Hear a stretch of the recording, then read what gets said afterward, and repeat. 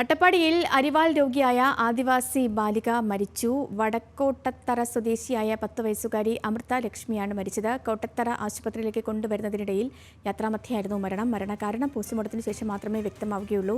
15 ദിവസത്തിനിടെ മൂന്നാമത്തെ അരിവാൾ രോഗിയാണ് അട്ടപ്പാടിയിൽ മരിക്കുന്നത്.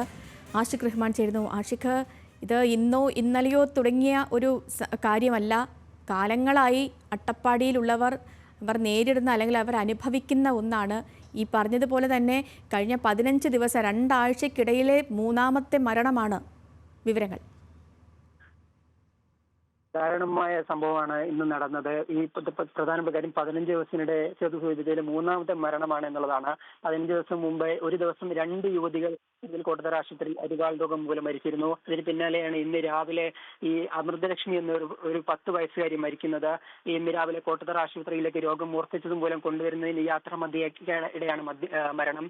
കോട്ടത്തറ ആശുപത്രിയിൽ പ്രവേശിപ്പിച്ച സമയത്ത് പ്രവേശിക്കുന്നതിന് മുന്ന് തന്നെ ഈ കുട്ടി മരിച്ചിരുന്നു. വടക്കോട്ടത്തറ ഊരിലെ വെള്ളിങ്കിരുടെ മകളാണ് അമൃതലക്ഷ്മി. ഈ കുട്ടി മറ്റൊരു ആർട്ടിസ്റ്റ് കൂടിയാണ്.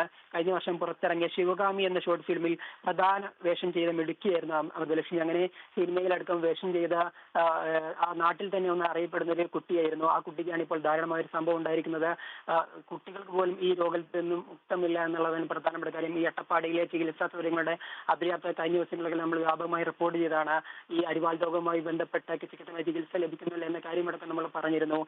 അതിന് പിന്നാലെയാണ് ഇന്നും ഒരു രോഗി, വീണ്ടും ഒരു കുട്ടി, 10 വയസ്സുള്ള അമൃതലക്ഷ്മി എന്ന് പറയുന്ന ഒരു കുട്ടി മരിക്കുന്നത്. അതും സിനിമയിലടക്കം അഭിനയിച്ച് മുഖം കാണിച്ച് വന്നൊരു കുട്ടി. ആ കുട്ടിയാണ് ഇന്ന് മരിക്കുന്നത്. ഇത് 15 ദിവസത്തിനിടെ നടക്കുന്ന മൂന്നാമത്തെ മരണമാണ് ലക്ഷ്മി.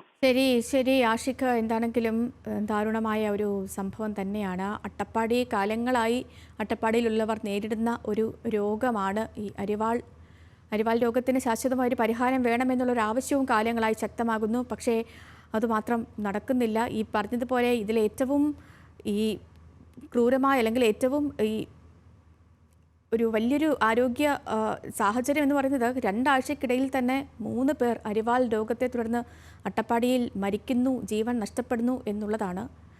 ആരോഗ്യവകുപ്പ് എത്രയും വേഗം ഇടപെടുമെന്ന് പ്രതീക്ഷിക്കാം.